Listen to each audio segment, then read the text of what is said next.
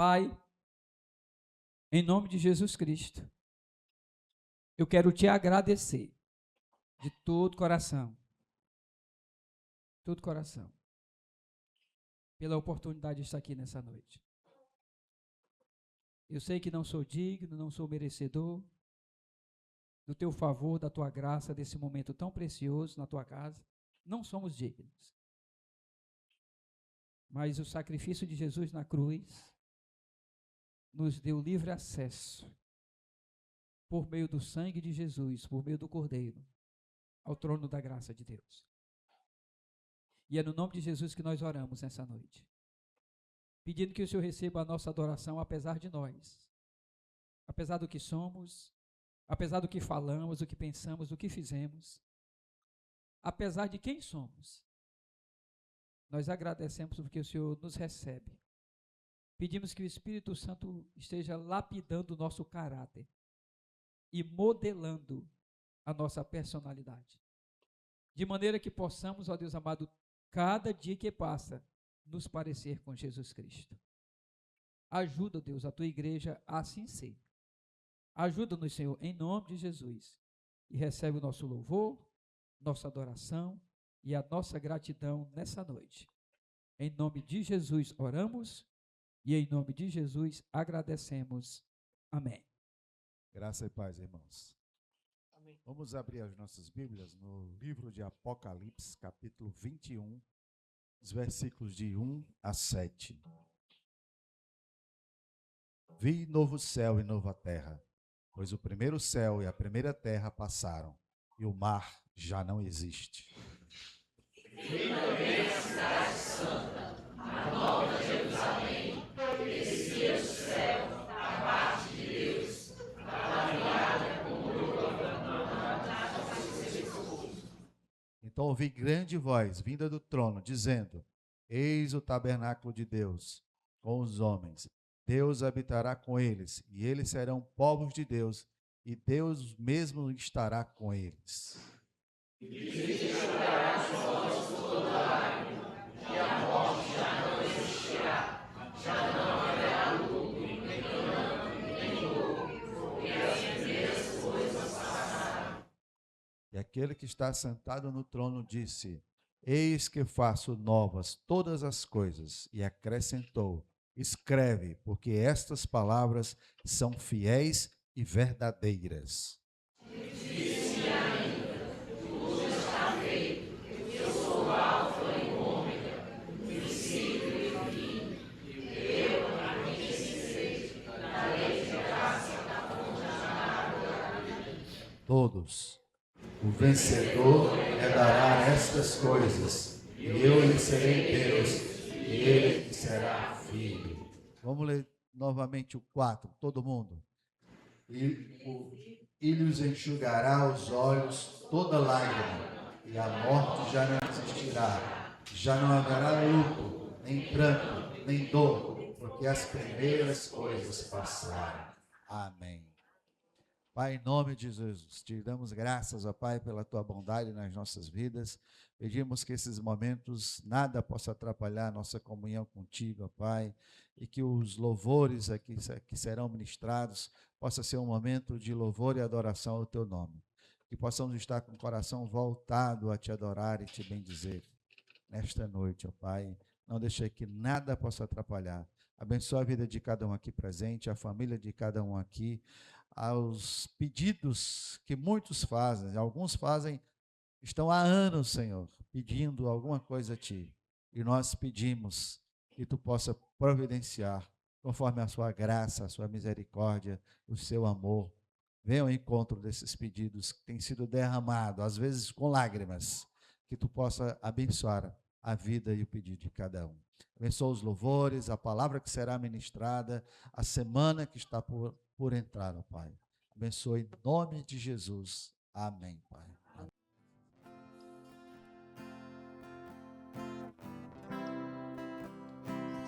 Eu vou clamar, pois tudo vem de ti e tudo está em ti. Por ti vou caminhar.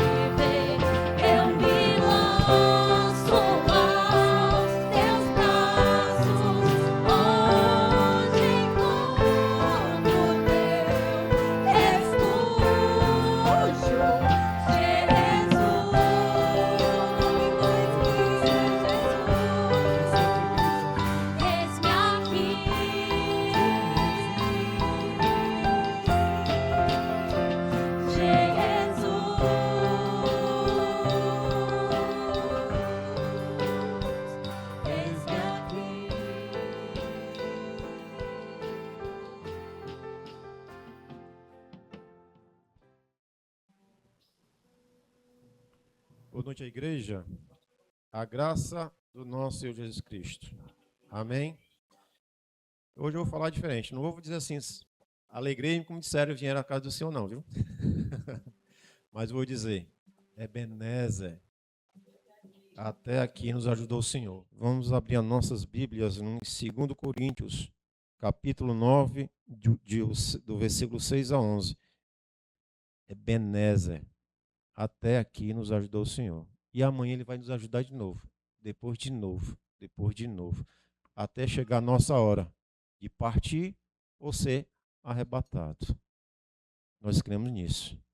Em outra vida, que é plena, junto com o nosso Senhor Jesus Cristo, nosso Redentor, nosso Salvador. Aqui é passageiro. A nossa verdadeira casa, nosso verdadeiro lar é ao lado do Senhor. Diz assim a palavra do Senhor: e isto afirmo, aquele que semeia pouco, pouco também ceifará, e o que semeia com fartura, com abundância também ceifará. Cada um contribua segundo tiver proposto no coração, não com tristeza ou por necessidade, porque Deus ama a quem dá com alegria. Deus pode fazer-vos abundar em toda graça, a fim de que, tendo sempre em tudo ampla suficiência, superabundeis em toda boa obra, como está escrito: distribuiu, deu aos pobres, e a sua justiça permanece para sempre. Ora, aquele que dá semente ao que semeia, e pão para alimento também suprirá e aumentará a vossa sementeira, e multiplicarás os frutos da vossa justiça, enriquecendo-vos em tudo para toda generosidade, a qual faz que, por nosso intermédio, sejam tributadas graças a Deus. Senhor Deus Pai, de infinita misericórdia, te agradecemos por estar na tua casa. Recebe nossos dízimos e oferta, não com pagamento, como está aqui no versículo, mas com alegria nós te damos, Pai, porque o Senhor tem nos sustentado dia após dia, Pai. Abre portas para aqueles que necessitam, Pai. Emprego para aqueles que necessitam, livramento para aqueles que necessitam, Pai. E assim nós oramos, agradecidos por o Senhor ter nos escolhido para fazer parte do teu reino. E assim nós oramos, te agradecemos, em nome santo de Jesus Cristo. Amém. Muita devoção ao Senhor Jesus. Cria em mim, ó Deus. Cria em mim, ó Deus. Cria em mim, ó Deus, um coração puro.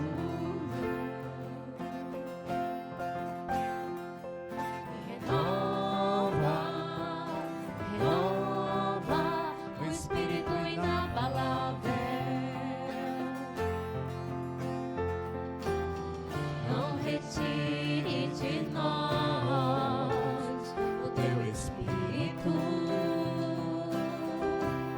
Não retire de nós. Não retire de nós o teu espírito. Como é bonito. Quero aprender com os meus erros. Com os meus erros. E não mais cometê-los. Sei que não vai ser tão fácil. Mais difícil é continuar no erro e viver no mesmo desespero e ficar pra trás.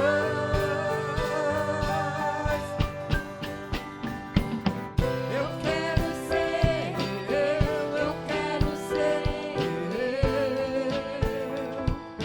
um homem segundo o coração de Deus. Eu quero ser um homem segundo o coração de Deus.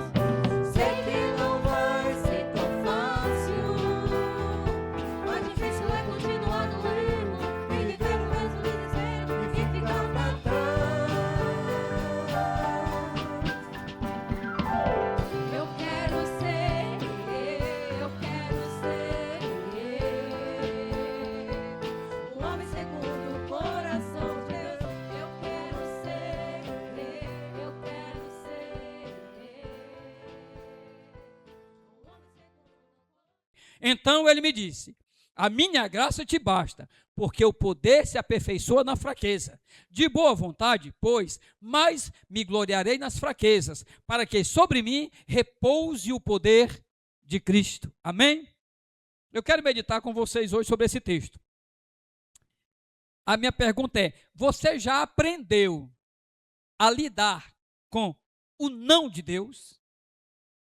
Você, como crente, nessa experiência cristã, que às vezes pede para Deus tirar você de uma aflição, ou pede um milagre na vida do seu pai ou da sua mãe, ou de um irmão que não é crente, ou de alguém que você conhece no trabalho, ou algum filho com quem você luta, ou então um filho às vezes com o pai que luta, ou a mãe com o marido que não é crente, ou o marido com a esposa, alguma situação assim que você luta e você pede a Deus, você já aprendeu a lidar com o não de Deus? Ou seja, você ora, e você não vê resposta, é um não de Deus, Deus faz um silêncio, não tem resposta para você, já aprendeu a lidar com isso? Enquanto crente, nós precisamos aprender a lidar com essas coisas. Muitas vezes queremos um milagre, outras vezes apenas um alívio. Mas quando Deus nos manda uma resposta do céu dizendo assim, ó, não, para o que pedimos ou esperamos. Ou pior, quando Deus diz assim, ó, ainda não. Olha a resposta que Deus deu para o apóstolo Paulo em 2 Coríntios 12, 9. Então ele me disse: a minha graça te basta, porque o poder se aperfeiçoa na fraqueza. De boa vontade, pois, mais me gloriarei nas fraquezas, para que sobre mim repouse o poder de Cristo. Eu quero voltar um pouquinho para que algumas pessoas, por exemplo, a Cibele que está conosco, né, que ainda não é crente, mas já tem, glória a Deus, acompanhado sempre a igreja, e outras pessoas entendam essa resposta. Volta para os versículos, por favor, Luiz Augusto, anterior, para a gente entender de onde é que vem essa resposta, por que Deus dá essa resposta. Volta só mais um. E para que não me ensoberbecesse com a grandeza das revelações que me foi dada, nesse contexto aqui, Paulo teve uma revelação. Isso não foi recente não, fazia 14 anos, o texto diz, há 14 anos atrás eu tive uma revelação, Deus me levou até o terceiro céu, ele diz lá, e eu vi coisas inefáveis que não é lícito a homem nenhum ver. Ele teve uma revelação fantástica, que ele foi como arrebatado ao terceiro céu. Você sabe que o terceiro céu é a morada de Deus. Então ele foi arrebatado, ele diz, eu vi coisas tremendas lá. Só que isso que eu vi poderia causar em mim um ensoberbecimento. E ele diz assim, ó, e para que eu não me ensoberbecesse com a grandeza das revelações, que ele fala no versículo anterior, foi-me posto um espinho na carne. Ele diz que o nome desse espinho é mensageiro de Satanás, para me esbofetear, a fim de que eu não me exalte. Aí vai para o versículo seguinte, aí diz, por causa disso, 3 vezes pedi ao Senhor que afastasse isso de mim. 3 vezes eu pedi a Deus, Senhor, tira esse espinho da minha carne, tira esse espinho da minha carne, tira, ele está dizendo. Eu clamei a Deus 3 vezes. E eu e você conhecemos a vida de Paulo. A vida de Paulo não era a vida do pastor Levi. Era muito melhor. A vida de Paulo não era a sua vida, era muito melhor. Paulo era fiel, não era como o pastor Levi. Ele era muito mais fiel. Paulo não era crente como o pastor Levi, ele era muito mais crente. Paulo não era obediente como o pastor Levi, ele era muito mais obediente. Paulo era um exemplo, um testemunho fiel do que Cristo pode fazer na vida de um homem. Paulo era essa pessoa. Paulo era uma pessoa transformada, que tinha amor em fazer a obra de Deus, que abriu mão, acrescente-se aqui, de muitos privilégios enquanto soldado romano, porque ele tinha. Soldado romano que diz o texto que ele estudou aos pés de Gamaliel. Meu irmão, estudar aos pés de Gamaliel era como fazer um mestrado ou um doutorado. Porque Gamaliel era o mais sábio da época. Estudar aos pés dele era como fazer um mestrado. Paulo estudou aos pés de Gamaliel. Ele tinha um privilégio por ser centurião romano. Ele tinha várias regalias. Ele abriu mão disso para servir a Cristo e ser perseguido e sofrer, e ele vai servindo a Cristo, ele vai sendo fiel, vai obedecendo, ele vai crescendo na presença de Deus, ele vai crescendo, e chega um momento que ele cresce tanto que Deus faz um negócio na vida dele, faz com que ele seja arrebatado até o terceiro céu. Alguém aqui já foi arrebatado? Alguém aqui já foi arrebentado? Um bocado de vez, né? Ninguém aqui foi arrebatado. O texto diz que Paulo foi arrebatado ao terceiro céus. E ele diz, lá eu vi coisas inefáveis que não é lista a homem nenhum ver. E eu vi. Ele diz assim, mais ou menos, essas coisas. É como se eu quisesse explicar para você o que eu vi lá. Mas ele diz que não dá, porque lá são coisas inefáveis. Lá não são coisas que eu consigo descrever com a linguagem humana que eu vi no céu. Ele disse, não dá para eu dizer para vocês o que vi lá, vocês não vão entender. Deixa eu fazer uma comparação grosseira, mas parecida. Vamos dizer que há 30 anos atrás, 30 anos atrás, certo? Você volta no tempo. Você tem hoje um celular de última geração, um notebook de última geração e tal. Aí você volta no tempo há 30 anos atrás. Aí você vai no meio da mata e conversa com o índio. Como é que você vai explicar para ele que você tem um celular de quarta ou quinta geração? Como? Explica aí.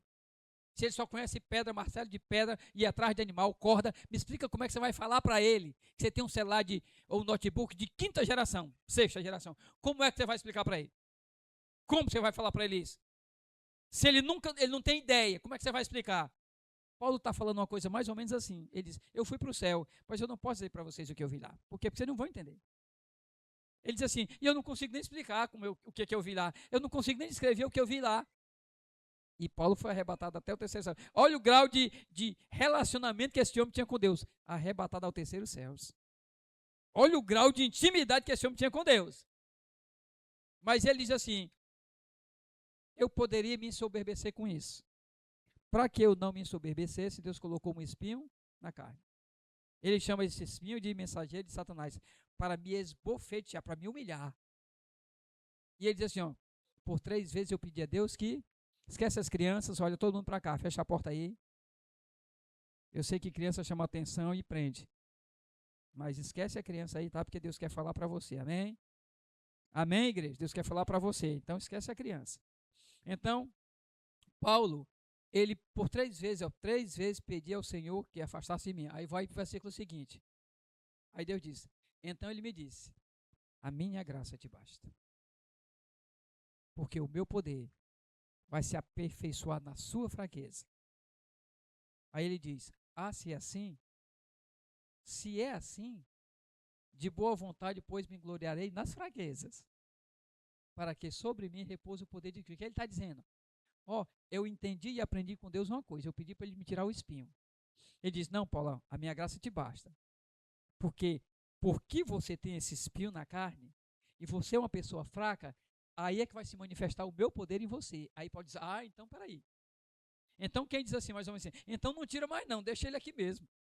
Porque de boa vontade, pois, mais me gloriarei nas fraquezas, para que sobre mim repouse o poder de Cristo. Então não tira não. Se ele pudesse o texto dizer, então não tira não, deixa. Eu quero que repouse sobre mim o poder de Cristo. Por quê? Porque esse poder se manifesta na fraqueza. Tá certo? Então, Deus diz para ele, a minha graça te basta, porque o meu poder se aperfeiçoa na fraqueza. Quando Deus diz, ainda não é fácil. Quando a gente pede a Deus. Ainda mais se você considerarmos, às vezes, uma vida que você procura ter de obediência a Deus. Aí você ouvir não de Deus ou não ouvir resposta não é fácil. Paulo era um homem de fé, ousado, incansável, fiel, mas até Paulo ouviu de Deus ou não. Até Paulo. Imagine eu e você. O espinho de sua carne não foi removido. Isso não o afastou de Deus. Apenas, preste atenção, aí serve para a sua vida e para a minha. O espinho da carne não foi removido dele. Não foi removido. Isso não o afastou de Deus. Apenas o aprofundou na intimidade do relacionamento com Deus. Esse espinho na carne, essa limitação que ele tinha, isso que ele pedia e não recebia, apenas o aprofundou de Deus e o fez mergulhar mais fundo numa intimidade com Deus. Então, de boa sorte, me gloriarei nas fraquezas. O que é que ele está dizendo para mim? Quando você estiver passando por uma luta, e essa luta estiver aproximando você de Deus, dê glória a Deus e não peça para Deus tirar essa luta. Porque quanto mais você se aproximar dele, melhor você vai viver, ainda que lutando. Porque é melhor do que você vencer a luta e você está distante dele. Estar com Deus é melhor do que vencer a luta. Se eu estiver lutando, mas ele estiver comigo, é muito melhor. O que adianta eu vencer a luta e eu ficar só depois? O que adianta eu vencer aquilo que eu peço a Deus e depois eu fico só? Se eu vencer e ainda estiver com ele, é maravilhoso. Mas, se essa fraqueza tem por trás um propósito de Deus para me aprofundar no relacionamento com Deus, então isso é melhor ainda. Isso ainda é melhor. A primeira lição que nós vamos estudar. Prometo que eu não vou me alongar não, porque eu briguei muito com vocês. Se eu me alongar mais ainda, arriscado até formar um grupinho aí, me dar uma pisa lá fora. 39 chibatadas, como diz o menino, para não receber a quarentena, para ainda ficar com crédito. Primeira lição. A oração que mais nos aproxima do céu é a que Deus não responde da forma que a gente pede. A oração que mais nos aproxima do céu é aquela que Deus não responde como a gente pede. Essa oração nos aproxima mais do céu. Por quê? Porque ela nos faz pensar mais. Ela nos faz refletir mais. E refletindo mais, a gente começa a pensar e ver muitas coisas que estão em volta daquilo que a gente pediu e das circunstâncias que cercam o que a gente pediu. Então é mais fácil a gente, na aflição, buscar mais a Deus do que estando tudo bem. Então, quando ele nos dá um não, às vezes é muito melhor do que quando ele dá um sim. Quando ele diz não para nós, ou ainda não, é muito melhor do que quando ele diz sim. Então, vamos aprender como crente a não ficar reclamando e estar satisfeito quando Deus disser um não. Entendendo que é um propósito desse não na nossa vida. Há um propósito dele não tirar aquela angústia que a gente está passando. Há um propósito dele permitir que a aflição continue. Há um propósito dele permitir que a gente ainda não receba o milagre. Há um propósito. Você já enfrentou um não de Deus que, no fim, te aproximou dele? Agora, pensando sobre a sua vida. Você já recebeu um não de Deus e esse não te aproximou dele? Pare para pensar sobre a sua vida. Coisas que você pediu a Deus e você não recebeu. Mas nem por isso você se afastou. Antes você se aproximou dele. Você já passou por essa experiência? Se você passou, dê um glória a Deus no seu coração. Sabe por quê? Porque cada experiência que a gente passa, que a gente pede a Deus e não recebe e nos aproxima dele, isso é profundo na nossa vida. Sabe por quê? Porque nos enriquece mais. Você ser enriquecido com não e não com sim. Porque ser enriquecido com sim é muito fácil. Eu estar feliz e satisfeito e andando em obediência a Deus porque eu recebi um sim é muito fácil. Eu quero ver você ser obediente, você permanecer fiel, você continuar com Deus quando Ele te diz não. Eu quero ver você procurar estar alegre, mesmo quando Deus diz não. Eu lembro que um dia, hoje, eu estou colocando menos os meus pequenos para dormir, porque eles já estão aprendendo a dormir só, mas ando a hora com eles. Mas quando eles eram menorzinhos, que eu os botava para dormir, aí um dia, o Mateus, na cama, antes de dormir, disse assim: papai, eu quero dizer que eu amo o Senhor, mesmo quando o Senhor bate em mim. Gente, aquilo ali foi muito gratificante para mim. Porque eu ouvi dele que ele me ama. Quando eu dou um presente para ele é uma coisa, mas ele dizer para mim que me ama quando eu bato nele, quando eu boto ele de castigo, quando eu dou uma palmadinha, pastor, o senhor se entregou aí nas redes sociais que bate no seu filho. Gente, mas não espanco não, viu? É uma palmadinha para eles aprenderem. Aí o que é que acontece? Ele diz: papai, eu amo o senhor, mesmo quando o senhor bate em mim. É tão gratificante você ver isso, porque efetivamente não foi algo bom para ele quando a criança apanha, por simples que seja a batidinha. Não é. Mas ele conseguir ver que apesar disso ele me ama, e eu ouvi isso dele. Então você imagina como Deus se alegra quando ele dá um não para você, e isso não afasta você de Deus, ao contrário, aproxima. Como é que não reage o coração de Deus? Se você expressar o coração de Deus, como é que Deus não se alegra? Sem dúvida.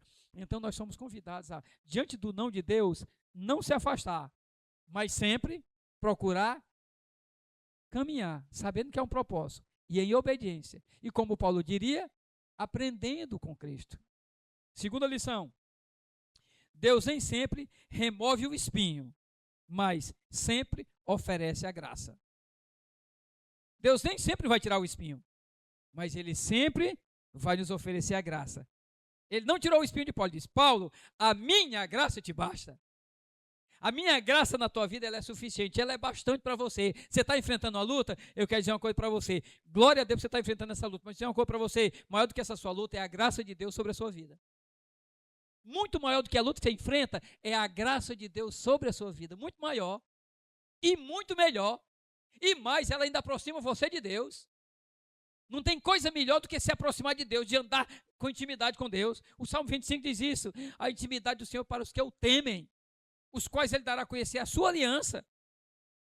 Então, andar com o Senhor é a melhor coisa do mundo, ainda que em meio à aflição.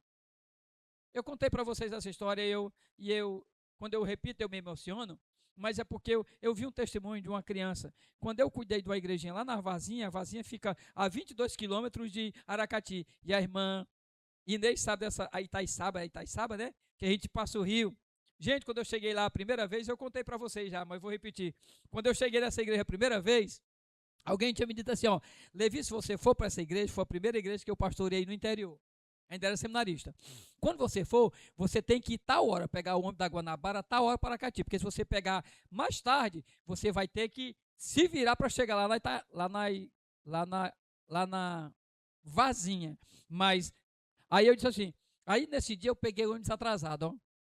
Eu disse, e agora, como é que eu faço para chegar lá na Vazinha? Eu disse assim para o motorista, eu vou conseguir chegar no Aracati a tempo de pegar o pau de arara, porque eu pegava um pau de arara. Ele disse, não, quando você chegar lá, o pau de arara já saiu. E eu digo, agora como é que eu cheguei? Ele disse, eu vou parar na entrada de Itaiçaba. Na Itaiçaba, é, irmã? Vou parar na entrada de Itaiçaba, vou parar lá, vou lhe ajudar para você chegar na Itaiçaba, porque ele passa pela entrada. Aí ele parou, o homem foi tão gentil, o cara da Guanabara parou, ele esperou vir um carro, o carro vinha com comida de gado, uma pampa cheia de comida de gado. Ele disse, você leva o meu amigo aqui para Itaiçaba? Ele disse, leva. Aí me jogou lá em cima, igual outro saco de comida, né? Lá da Itaiçaba, eu subi, lá vai eu dentro nessa pampa. Aí eu fui nessa pampa até Itaiçaba, cheguei lá, alguém disse, como é que eu chego lá na Vazinha? Ele disse, eu tenho que passar o rio. E nesse contexto parece que era R$1, como se fosse hoje R$1. Eu digo, lá vou pagar R$1 para chegar lá em Itaiçaba. Quando eu chego do outro lado, como é que eu faço? Ele disse, você vai andar 1 légua. Eu digo, Senhor, tem misericórdia desse pregador. Aí eu passei o rio, fui a pé, andei no meio de sol quente, pingando. Aí eu encontrei uma casa distante. Quando eu encontrei a casa distante, eu olhei para o menino lá na janela e digo, me diz uma coisa, que é? O Chico Leite, que era o dono do presbítero, que ia me receber. É perto daqui a casa dele? Não, a casa dele ainda é lá na frente. E para onde é? Ele disse, você pode ir em frente. Eu fui andando no meio de sol.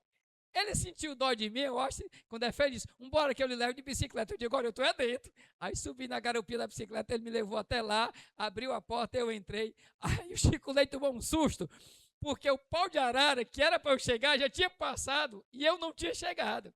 Era o primeiro dia que eu tinha ido lá. Então o pau de arara já tinha passado, o Chico Leite esperou o seminário chegar e ele não chegou. Então já, ele não vem. Quando foi coisa de 1 hora depois, eu chego de bicicleta. Eu disse assim, aqui é a casa do Chico Leite, é.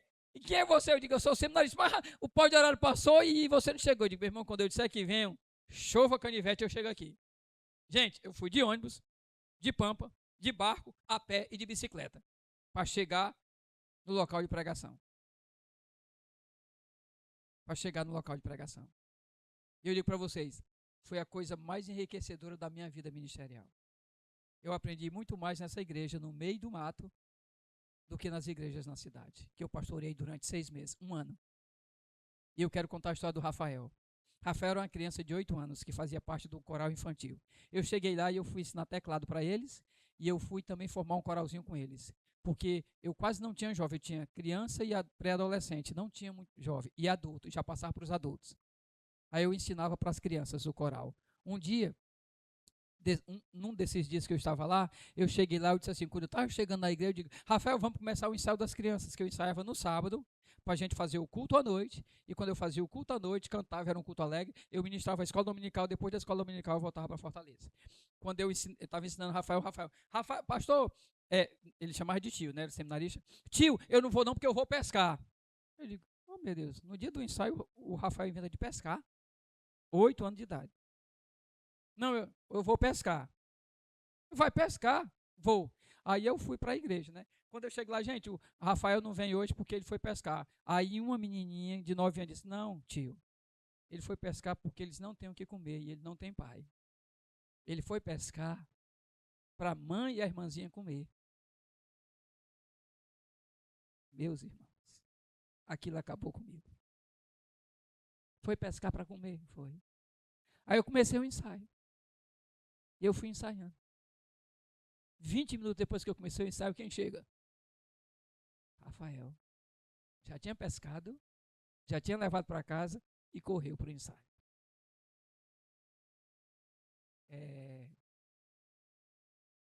15 anos depois que eu deixei aquela congregação. Não, desculpa. Rafael tinha 8 anos. 8 anos. Para chegar em 38. 30 anos. 30 anos. 30 anos depois que eu deixei aquela congregação, quase 30 anos, que não faz muito tempo, eu encontrei uma menina que era do coral, que estava morando em Fortaleza. Para minha alegria. Aí eu disse assim, que legal. Eu digo, e o Rafael? Ela disse, tio, o Rafael morreu. Como? Morreu. O Rafael teve câncer. Isso ela me contou 3 anos depois. Rafael teve câncer, teve. E aquilo angustiou meu coração. Aquela criança, que agora era um homem, morreu. E eu fiquei profundamente triste. Aí ela disse assim, mas tio, não fique triste. Por quê? Porque o Rafael estava no hospital com câncer. E ele disse assim, ninguém fica triste. Porque eu sei para onde eu vou.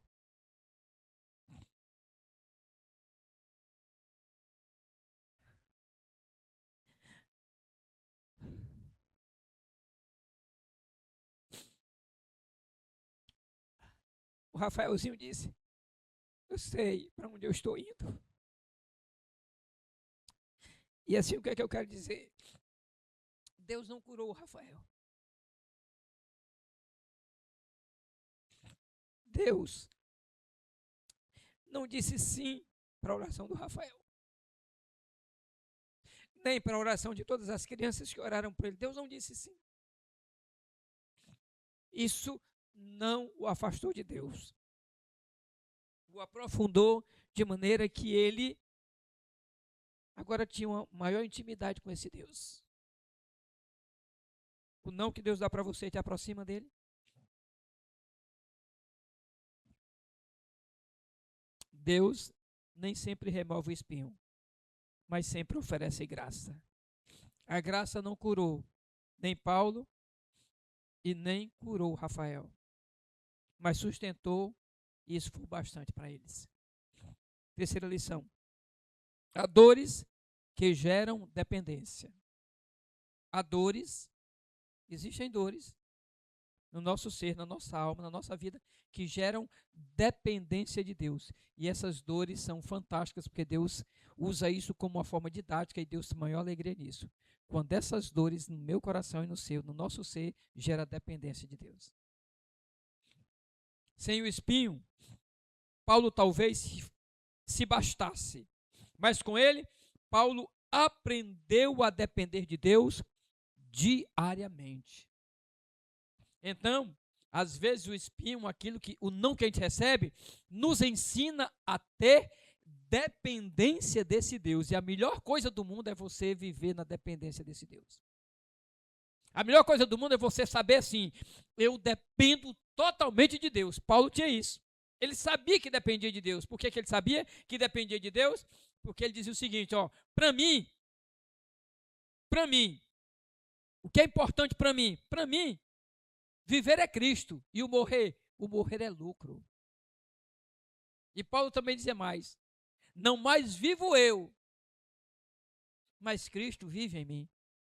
Então isso que Paulo tinha foi gerando uma dependência dele tão grande que ele sabia que dependia de Deus para tudo. Aí ele vai lá em Filipenses capítulo 3, nos versículos 10 em diante, ele diz assim, porque eu aprendi a ser contente, a ter contentamento com o que eu tenho.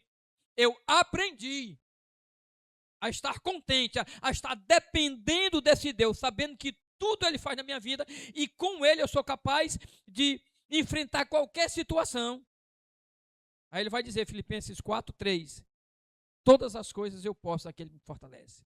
Na verdade tudo eu sou capaz de enfrentar, tudo eu sou capaz de enfrentar e vencer, quando aquele que é o Senhor da minha vida, cuida de mim e dele eu dependo.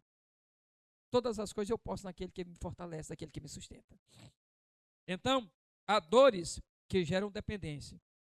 Sem um espinho, Paulo talvez se bastasse. Essa dependência se tornou na vida de Paulo e se torna na minha vida e na sua vida a nossa maior força. O depender de Deus, gente, não é fraqueza. O depender de Deus é força. A dependência produz na nossa vida a maior força. Então, você quer ser um crente forte? Dependa totalmente de Deus. Não do que você tem e do que você é. Dependa totalmente de Deus. Quarta lição. O poder de Deus brilha mais no meio da fraqueza. O poder de Deus brilha mais no meio da fraqueza. Quando sou fraco, então é que sou forte.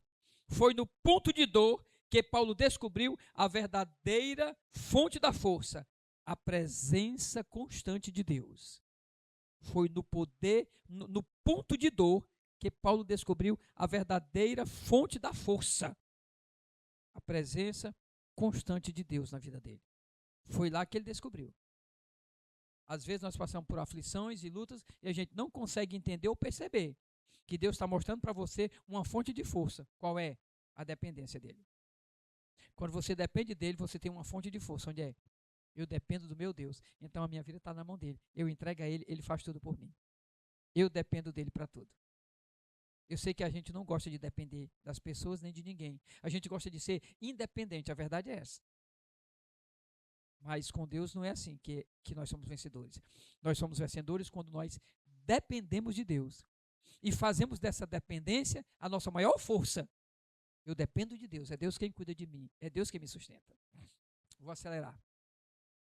Quinta e última lição. A dor pode ser o início de uma nova força. A dor pode ser o início de uma nova força.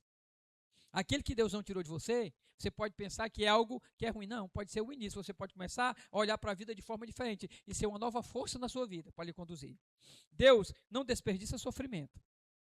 Guarde isso em seu coração. Deus não desperdiça sofrimento. Um sofrimento que você passa quando você depende de Deus não é desperdício. Deus usa esse sofrimento para a honra dele, para a glória dele e para fazer algo na sua vida. Deus não desperdiça sofrimento. Quando não entendemos, Deus está transformando tudo para o bem. A gente nem entende, mas Deus está transformando tudo para o bem. Mas a gente não entende. O não de Deus também é resposta, também é cuidado. A gente nunca quer aceitar o não de Deus como resposta. Não, o não de Deus também é resposta. O não de Deus também é cuidado. Não pense que resposta é só sim. O não também é resposta. Eu quero finalizar falando algumas coisas. Se a luta, a dor, o espinho ainda está aí, saiba que a graça também está. Se a sua luta ainda está aí, a graça de Deus também está. Deus não errou com você. Ele só está trabalhando de um jeito mais profundo. Ele não errou. Ele só está trabalhando de um jeito mais profundo. A dor pode ter atrasado o alívio, mas está acelerando a sua maturidade. A dor atrasou o alívio, mas Deus está acelerando a sua maturidade. A graça ainda te sustenta e o propósito de Deus na sua vida ainda está de pé. Que Deus te abençoe. Em nome de Jesus. Eu não preciso ser reconhecido por ninguém. A minha glória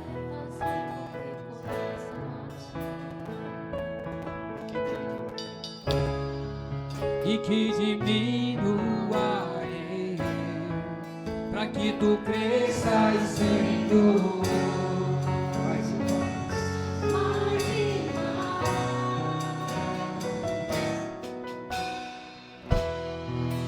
Como serafins que cobrem o rosto ante a ti,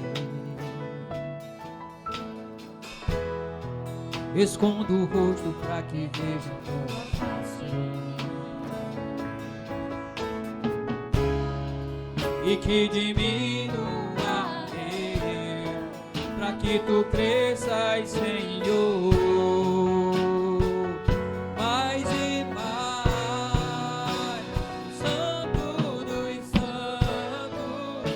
a fumaça me esconde. Só teus olhos me veem. Debaixo de tuas asas é o meu abrigo, meu lugar secreto. Só tua graça me faz, tua presença é o meu prazer.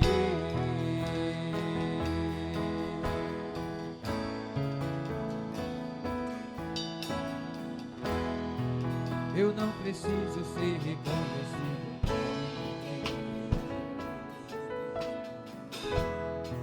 A minha glória é fazer com que E que diminua eu. e que diminua eu, pra que tu cresças, Senhor, mais e mais.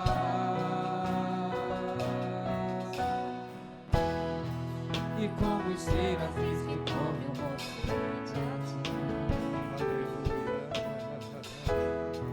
escondo o rosto pra que vejam. Quero ver a igreja cantando bem bonito.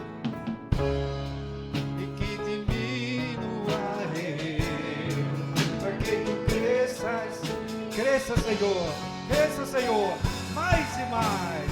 A igreja dos santos,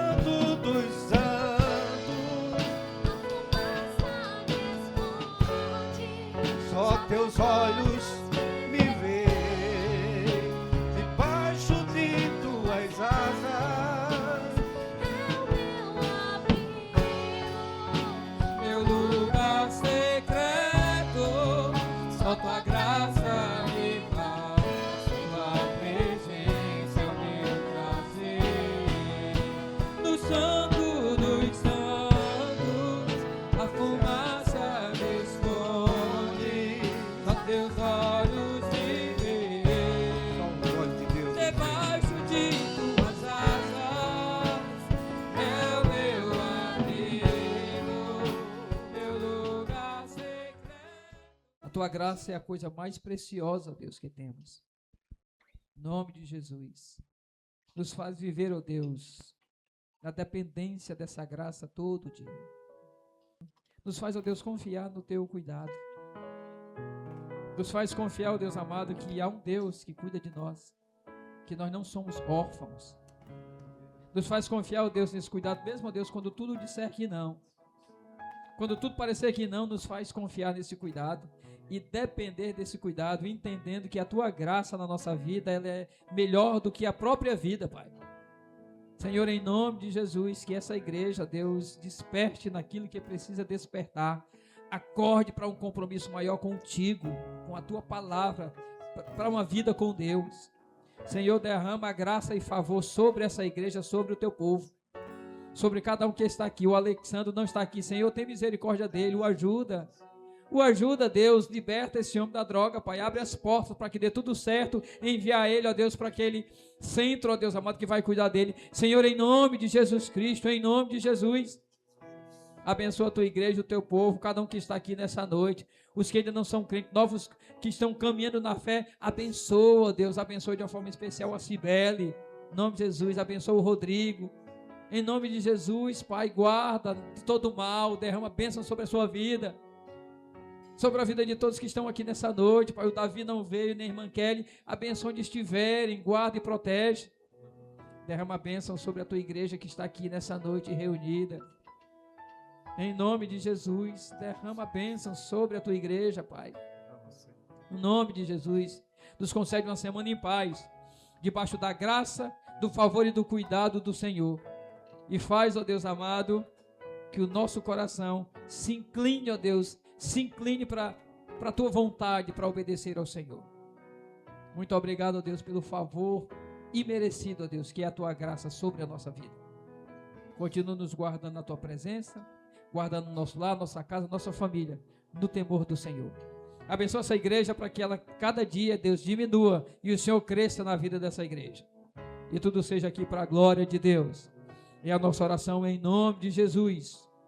E a igreja diz que a graça do nosso Senhor e Salvador Jesus Cristo, o amor infinito de Deus, nosso eterno Pai, A comunhão e as consolações do Espírito Santo de Deus seja sobre essa igreja, seja sobre todo o povo de Deus. E seja desde agora e para todo sempre. E a igreja diz: Amém.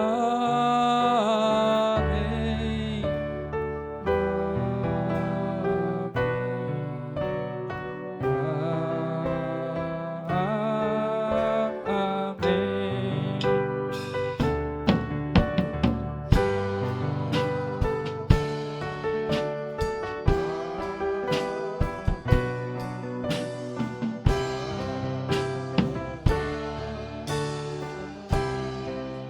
Glória a Deus.